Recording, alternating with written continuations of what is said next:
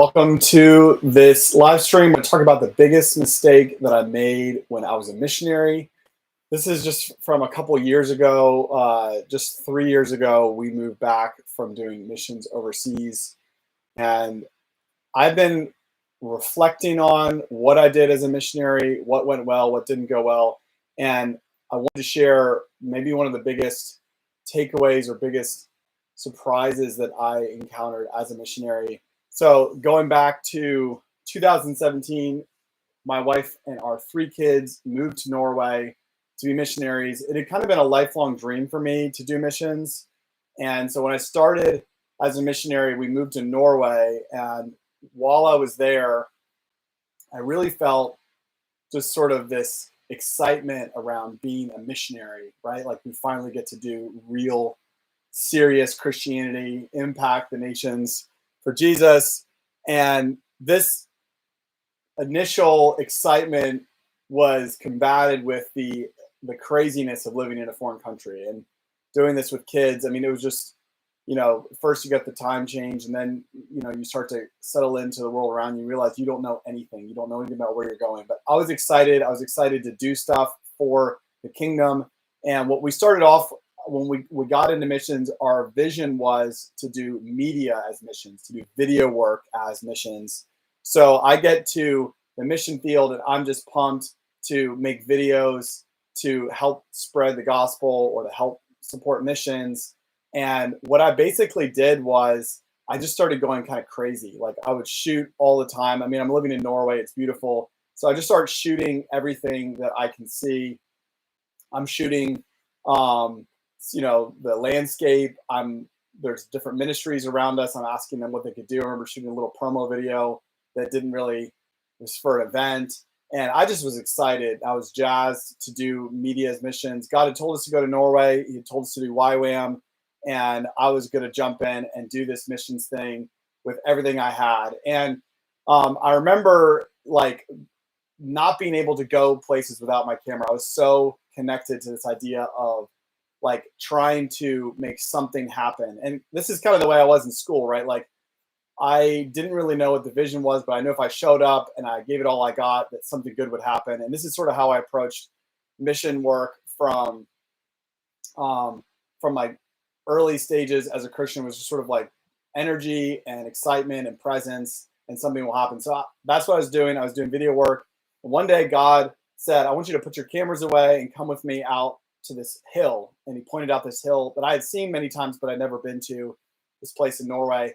And so I walked out to this hill. And I remember when I got out there, really just sort of thinking, I'm interested in shooting this beautiful sunset, but God's told me to leave my camera equipment at home. So I went out to this hill and I'm standing on this beautiful view on this hill looking out over the Norwegian countryside. And I feel like God said, as I'm staying there, I'm seeing this beautiful sunset, beautiful view for the first time. I pull my phone out, and I go to take a picture, and my phone dies. And almost right away, I'm like, oh, shoot, I shouldn't have pulled my camera out. God said, what do you want? You want to be with me, or do you want another picture? And he tells me, as I'm standing on this hill in this field, I'm going to plow you like this field. And as he's saying this to me, this big tractor comes up with this massive plow behind it and plows a row right in front of me. And it's just cutting through the soil, cutting deep. And I see this dark black earth. And he said, I'm going to plow you like I plow this field. And I remember just thinking, that's cool. That's exciting. What I didn't realize was that God was inviting me or telling me what he was about to do over the next 2 years. We were on the field for 2.5 years. And I went all in on any opportunity I could come up with. I was just excited. I was just there for it. And I found out pretty quickly that you can't, there's just an unlimited need, unlimited opportunity for work in missions.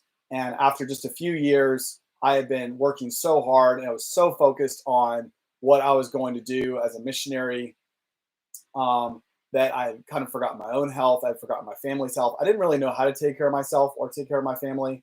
And so I find myself in this place of burning out. And as I go to wrestle with the Lord on this, I feel like he's telling me, I asked you to partner with me. I wanted you to do stuff with me. And I was just sort of categorically deciding I'm doing missions. I'm in the right place. God told us to do Norway. He told us to do Wyoming. He told us to do space. He told us to do media. So I'm just going to do everything I've got in media. And in that season, he started speaking to me out of a passage in scripture out of Psalm 127. And I want to read that passage now to you.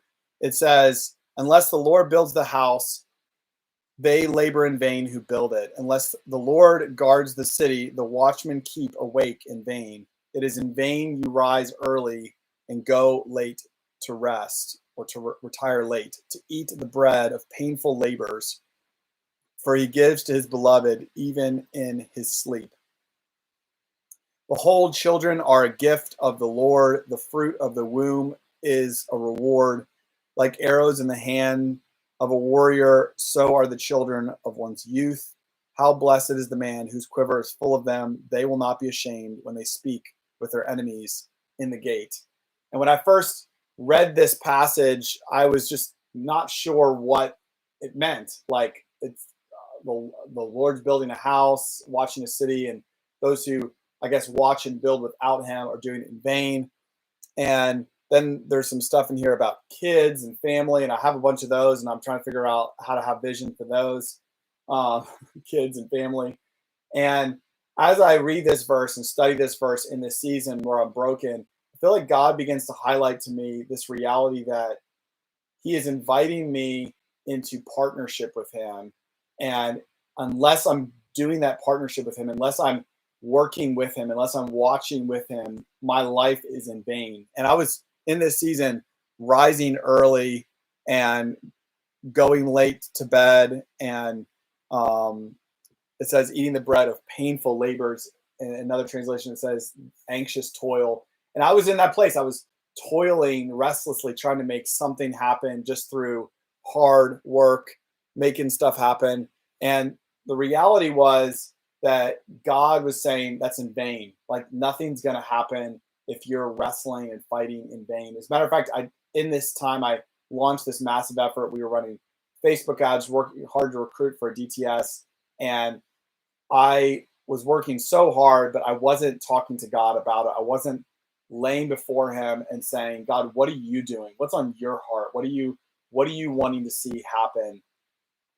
It was just me doing stuff for God. And I think when I look back at my time in missions, the biggest mistake that I made was I wasn't doing it with God. I was trying to do it for God. And this threw all kinds of things off balance in my life. And really, if we look at the core of where this issue was coming from, I wasn't confident in who I was in Christ. I wasn't at peace with the fact that I was a son and that God had called me as a son to walk in relationship with him. I was still proving and earning and trying to make stuff happen. And in this passage here, Psalm 127, it really highlighted for me how God was saying to me, like, you're not going to be able to make anything happen. Then Jesus says this in John 5. He says, I can do nothing on my own. I can only do what I see the Father doing. Jesus himself said, I'm unable to operate apart from my Father, apart from what he's doing. I have nothing. And it's a painful lesson for me because I had been working so hard on this major effort, and God kind of pulled the rug out from under me and said, I never asked you to do that, and I want you to move. And I had been this committed Christian, committed missionary. I'm going to go do missions for Jesus. I'm going to be committed for 4 years. And here we are 2 years into that commitment. And I feel like God's saying to break that commitment. And I had to sort of choose between my pride of being able to stick with what I have been touting as my achievement, or to follow the Lord humbly and to kind of lay down this work that I had been doing apart from him. So God has been working on me these last few years, and being back here in Kansas City in the US, I came to this place of realization this summer we moved back, that God was pleased with me before I did anything for him, and that he was inviting me into a son relationship with him before I could accomplish anything for him. And it was in that place, and in that place alone, that I could find my identity and find love was in the place of sonship.